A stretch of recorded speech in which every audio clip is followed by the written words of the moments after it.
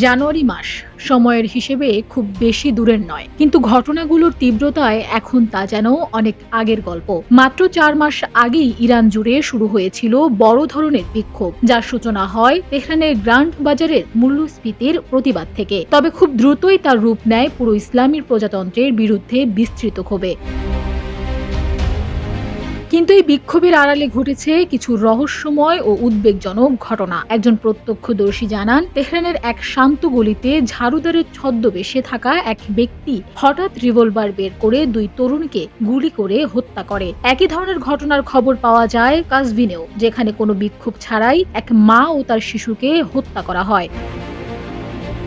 আরও উদ্বেগজনক বিষয় হলো বিক্ষোভে অংশ নেওয়া কিছু মুখোশধারী গোষ্ঠীর আচরণ। তারা ইউরোপের ব্ল্যাক ব্লক কৌশলের মতো সংগঠিতভাবে মিছিল করে। সংঘর্ষ শুরু হলেই হঠাৎ উধাও হয়ে যায়, যা ইরানের জন্য একেবারেই নতুন।